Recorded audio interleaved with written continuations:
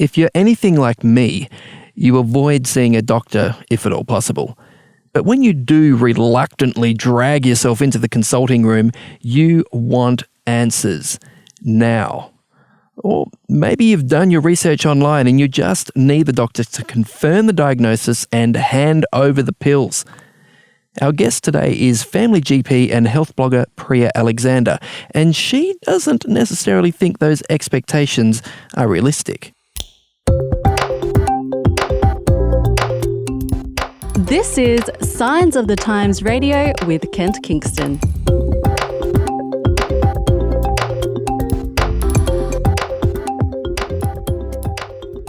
Hey, welcome back to another week of Signs of the Times Radio, and with us on the line from Melbourne is local GP Dr Preeya Alexander. How are you, Preeya?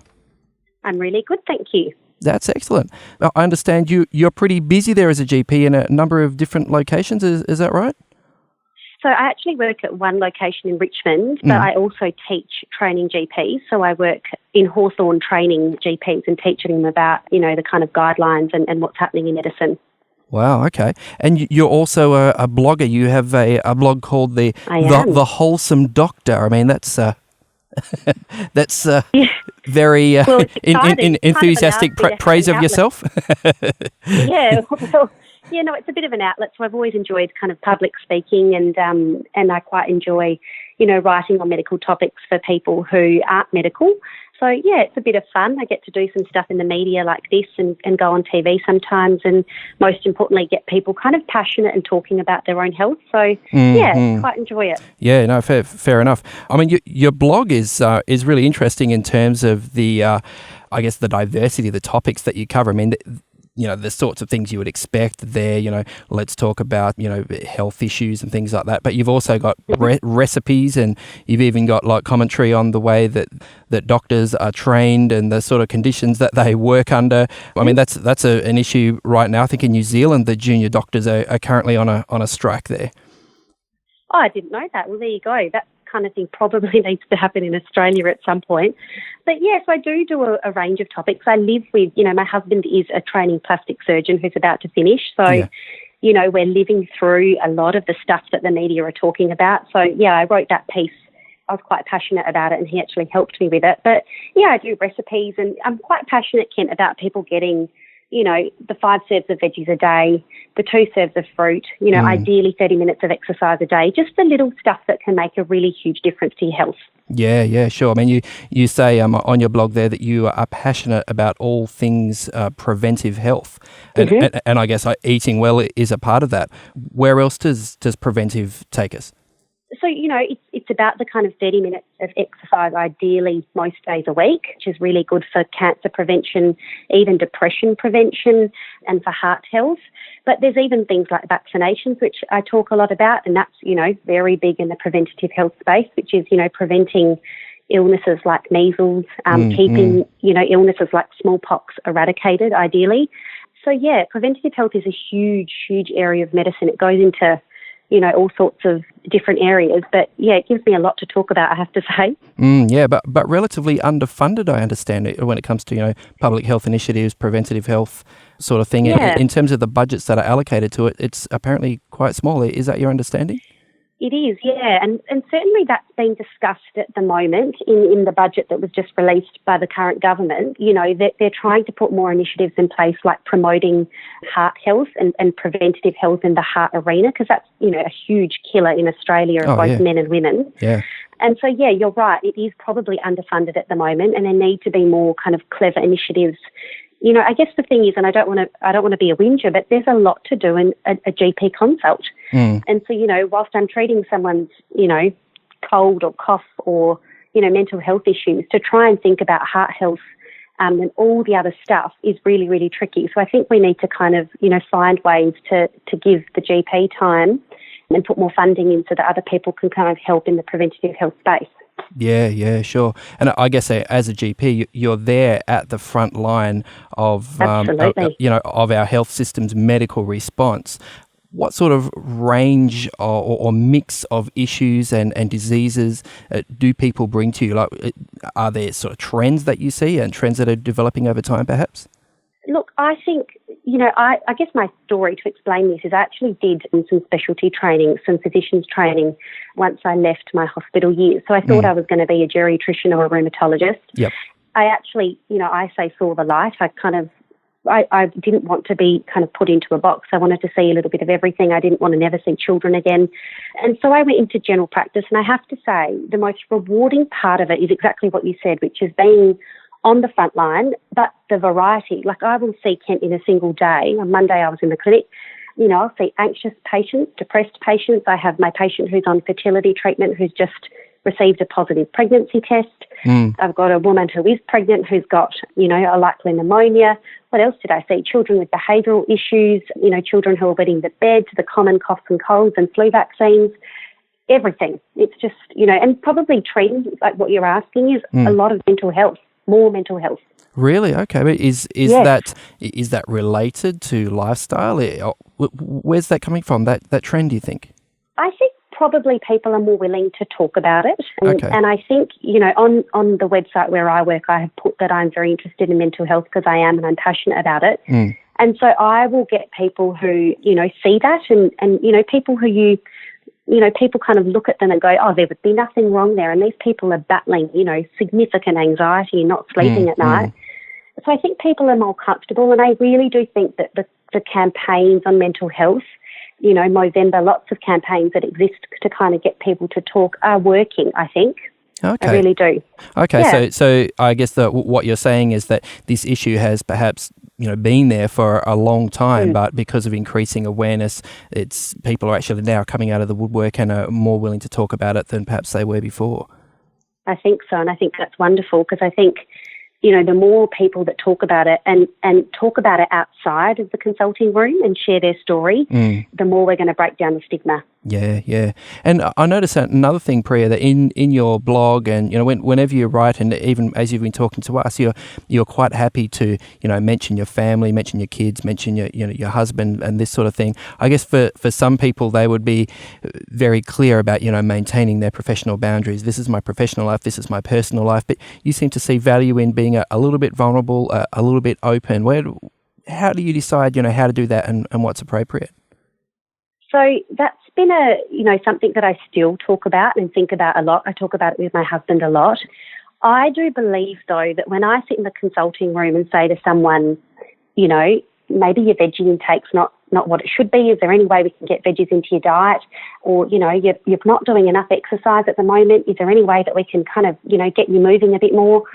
I think it adds more weight if I'm actually doing the stuff that I'm preaching. I think it's really hard to listen to a GP who themselves is not practicing what they preach, not living their life somewhat by the guidelines. I'm not perfect, Ken, definitely not, but I do share what my family and I are doing because I think it gives me some validity. It kind of says to people, well, you know what, she's not just spouting out these kind of numbers and guidelines. She's giving it a crack herself. I'm not perfect. I don't always get it right, but I try. Yeah, yeah. And I guess on the other side of that if you are struggling with something or, you should be doing something, but it hasn't quite worked out, you can be a little vulnerable about that too and say, look, I struggle with this too. We all do. Yeah.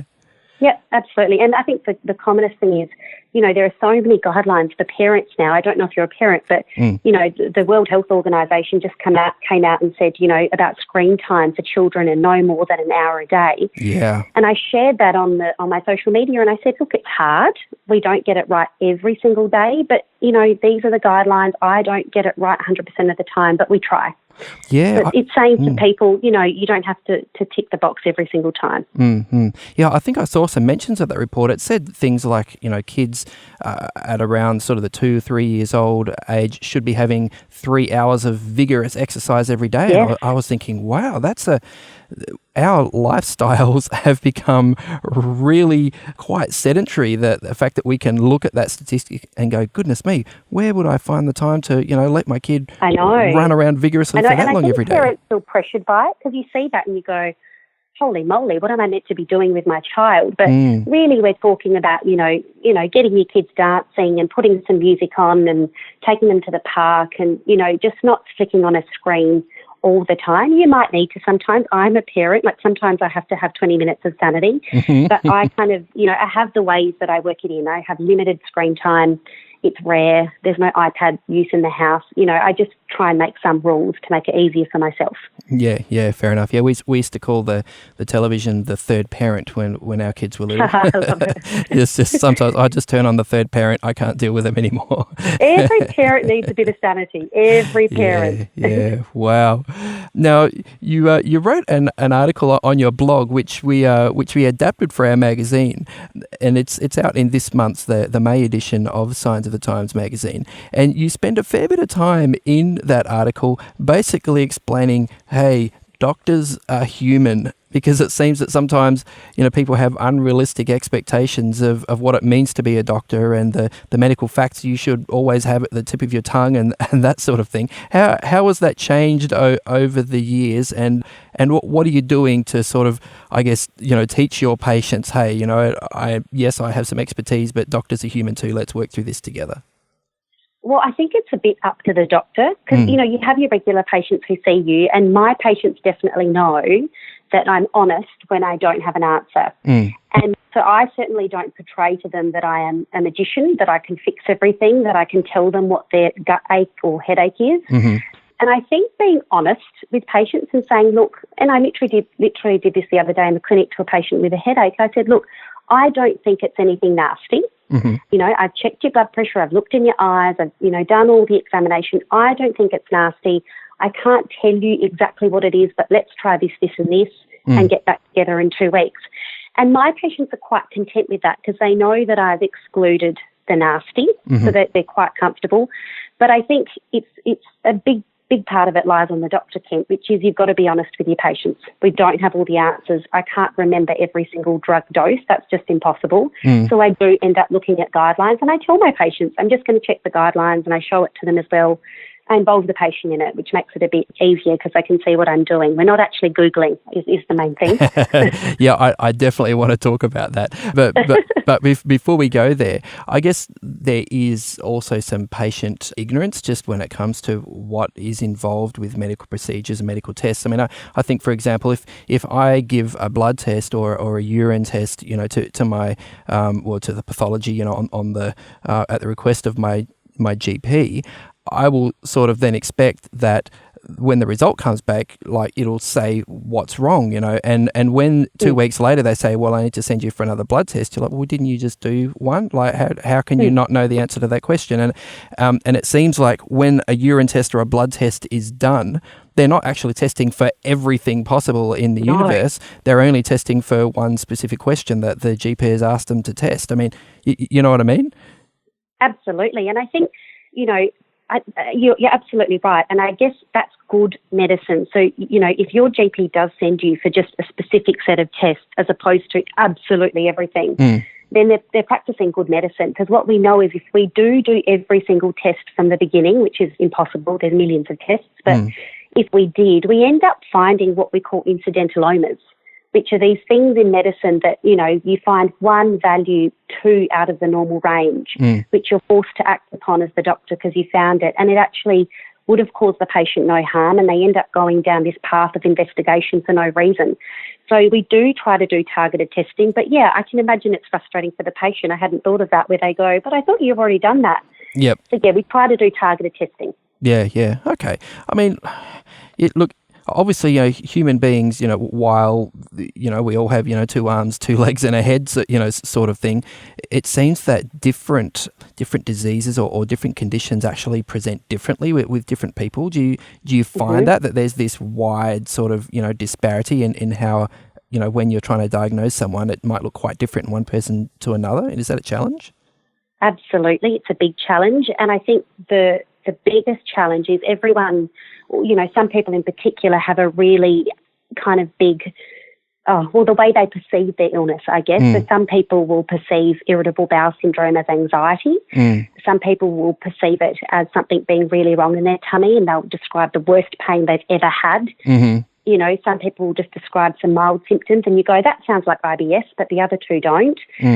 It's all IBS, but it's just got a different face each time. And so, I think a lot of people possibly think we pattern match as GPs and as doctors, and that's impossible because the pattern changes a little bit every time. So we really take clues. I think half the time I'm a detective, kind of taking clues from what the patient tells me, what I find on examination, and going, yeah, this kind of sounds like IBS again. But yeah, different story every time, Ken.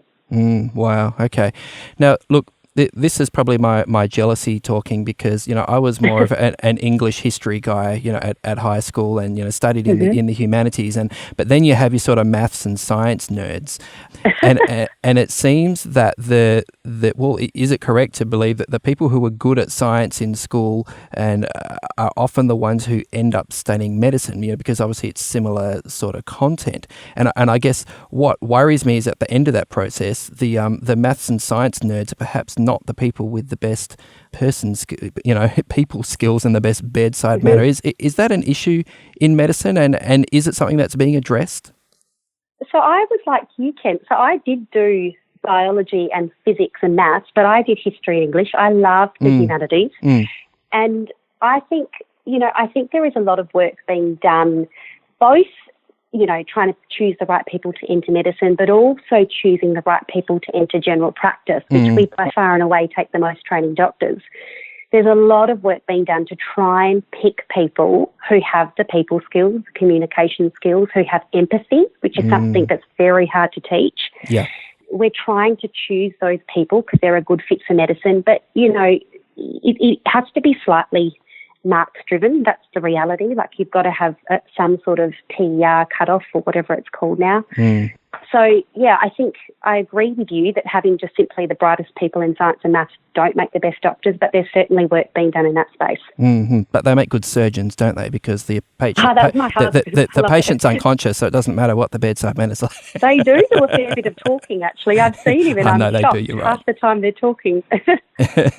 and I guess, related to that is the fairly, I guess, politically sensitive issue, and you've probably come across this, yourself, that we do have a lot of overseas doctors now, because we don't have enough in Australia, and I wonder sometimes at the cultural disconnect possibly with a lot of patients going to a doctor and who comes from a very different cultural background, and perhaps the doctor is a very has a lot of empathy, but because of that cultural difference, they're not feeling it. I mean, I guess you're having a South Asian background but being very culturally Australian would sort of be at the nexus of that debate and that discussion. What's your view? I think, I do train GPs. We tend to do the Australian kind of trained doctors. But, we, at the moment where I work, and certainly the whole GP training space, is very much looking at international medical graduates and the overseas trained doctors you're talking about, and how we can better support them. Because at the moment, these doctors basically come from, overseas. They're plonked into a rural clinic, somewhere in an area of need in Australia where Australia-trained doctors don't necessarily go or want to go. They've settled in a metropolitan place usually. And these people do struggle with the stuff that you're talking about. They don't get the formal training that our registrars get. We spend 8-hour days every month kind of just talking about topics and supporting our registrars. The overseas trained doctors get nothing. They get nothing about that cultural training. They don't get the kind of, there's a lot of things in Australian culture. I make jokes about the footy with my patients. My patients know I'm a Carlton supporter, which is very sad for me. But, there's a lot of kind of, day-to-day things that you just kind of get from being an Australian. Yeah. And so, there's work being done in that space. More needs to be done, and they need more support. But I know exactly what you're saying, and I think it's tricky for both the patients and the doctors in that situation. So hopefully we can make that better for both parties. Yeah, wow, okay. Now we need to confront the elephant in the room, and that is Google. I have confessed when I've visited a GP that I did consult Dr. Google before I arrived, and it has sometimes given me some, what I thought was very useful information about what possibly could be wrong with me. What are the strengths and the weaknesses of this approach? Well, thank you for your honesty for having done Dr. Google. Look, I think far and away what I find, Kit, is that Dr. Google generates quite a bit of anxiety in patients. Yeah. So I think we live in an age where we've got phones, we've got iPads or whatever else, and we've got constant access to information. So people are usually looking up recipes, or they want to buy a dress and they can do it, whilst they're waiting for the tram to come. And the problem is when it's applied to health, I just don't think it's good, because I get people coming in going, well, Google has said it's a brain tumour, or, Google has said that it's breast cancer, that the lump is breast cancer. And, over time, I have got a lot of regular patients now. I've trained them to know that we don't ideally do that, and that, Google cannot examine them, hold their hand, reassure them, tell them why it's not breast cancer, or put a plan in place in case it is. So we have a kind of agreement, my patients and I, that we don't necessarily Google, and if they do, they tell me. But Ken, it kind of puts you on the back foot sometimes, and the patient goes, oh, and Google's told me it's this. It puts a diagnosis to the forefront of my mind that I wouldn't have actually thought about. So it kind of can murky the water sometimes. Right, okay. Well, that is interesting. I mean, I guess, we're all learning when it comes to information on the internet what is a reliable source of information and what is an unreliable source. I mean, you can get your news from, fairly mainstream credible sources, or you can get it from some, wacky out there, conspiracy theories, sort of thing. And is it not the same with medical information? I mean, are there relatively credible sources of medical information on the internet? I'm thinking absolutely. of like WebMD or something like that. Look, I refer some of my patients to things like the Better Health Victoria website, which is really good, because that's kind of health and the Victorian government run that, so it's really well updated and relevant information. So for people with, pains and things who are really worried, they will often have a look on that. WebMD is not bad. That tends to be more credible than the other things that you can find. But the problem is, Kent, when you write headache or whatever you write into there, I don't think the patient, especially like when I'm a patient and I've got symptoms, I can't distance myself from my own symptoms. I kind of get lost in it and overplay everything that I'm reading. I'm like, yes, my pain is that bad, and yes, it is at night, when it's really not. And so I think it's just safest to go and chat to your GP and have a proper history examination and get the reassurance that you need. Yeah. I guess there is something that is incredibly human in all of us, that anytime we're looking down a list of symptoms for just about anything, we'll start mentally checking off, oh, yes, I do that's it myself. me, that's me, that's me. Oh, my goodness, TB. And I'm like, it's not TB, it's a cold, Preeya. But you'd start to see things that just, you lose perspective. Yeah, okay, fair enough. Now, another thing you mentioned in your article, Preeya, is that although you have this informal style, you encourage patients to, address you by your first name, there are certain issues that when they ask, what's your opinion about this? What's your opinion about that? You've earned your trust with them, and then they're maybe bringing up, relationship issues and this sort of thing. And you sounded like you were a bit resistant to sort of getting into that. I mean, how broad is general practice, and where's the limit? So I guess, there's some things, Kent, that I'm really happy to share my opinion on, which is, parents will often ask me, what do you think about the meningococcal B vaccine? Great. All for it. My child is vaccinated. Happy to give that opinion when it's very clear. But, what I can't give my opinion on is when someone comes and says, I'm in an abusive relationship, the violence is escalating, do you think I should leave? Or when people say, I know that she's having an affair, do you think that I should leave, Preeya? Or do you think he's having an affair? Those are questions that, we're certainly trained as doctors not to ask them, to answer them, sorry. Sure. And particularly with family violence issues, we don't, because you just end up further alienating the patient. They've already usually got 20 people in their life, in their family, saying, you need to leave him, he keeps hitting you. And when the GP says it as well, you just further distance the patient. So there are lots of things I'm happy to give my opinion on. Do you need antibiotics for pneumonia? Yes. Would you take them, Preeya? Absolutely. I'm happy to do that, but there are some things that we just can't. Yeah, I guess there's got to be a limit, and no doubt you cultivate good relationships with specialist services in your area, so that you can refer people to them. Yeah, it sounds like a challenge being a GP. I got to say, but it's so rewarding. It is a very tricky job, I have to say. quite emotionally demanding. You get very attached to these patients of yours, but you get such good long-term relationships. You see people over the course of years. You share the highs and the lows. Like I see the couples trying to get pregnant and they eventually do. I see people who lose their parents or their children, you know, and you kind of grieve with them. It's a really, you're kind of part of these people's lives, and it's a real honour. It's a privilege. Yeah, just to journey along with them, yeah. Okay, so just as we finish, Preeya, I was just hoping you might be able to give us some sort of, you know, Preeya's hot tips to better health or you know, or perhaps, you know, some of the, you know, sort of rookie errors that a lot of us make when it comes to our health that you know, this is your platform to tell the world, hey, wow. here's something to look out for, here's what you can do. Free plug, go. Free health tips. So let me give you my top 3. Yep. Number 1 is getting 5 serves of veggies a day in. So the Australian Health Report came out recently and said the majority of us, I think the figure was as high as like 90%, don't get 5 serves of veggies a day. Now, if you get enough veggies in, and a serve is a cup of raw veggies or half a cup of cooked, if you get enough veggies in, you reduce your risk of heart attacks, strokes, obesity, type 2 diabetes, fatty liver, bowel cancer. You know, it's just crazy how much, you know, abundant health benefits you can get from just eating enough veggies. So that's number 1.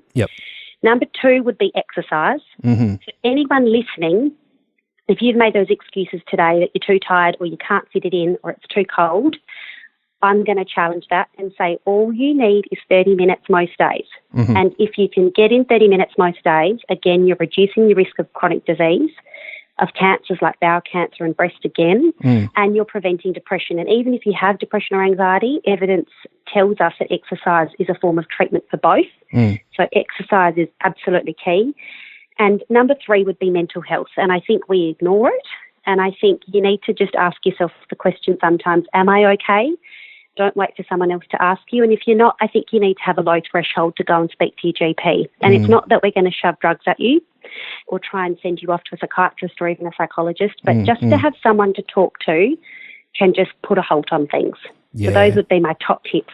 Wow, no, and they're good ones and very timely ones, and ones that I think just about everyone could take on board and make improvements on. So thank you very much, Dr Preeya Alexander. The Wholesome Doctor is the name of her blog. Check it out. Google it. You're allowed. I promise. You are allowed. Thanks so much for your thanks for your time, Preeya. Today's episode was based on an article appearing in this month's Science of the Times magazine. A subscription is just $26 for 11 issues a year. To find out more, visit scienceofthettimes.org.au. Science of the Times has been published in Australia since 1886 and is proudly produced by Adventist Media. This is an Adventist Media podcast.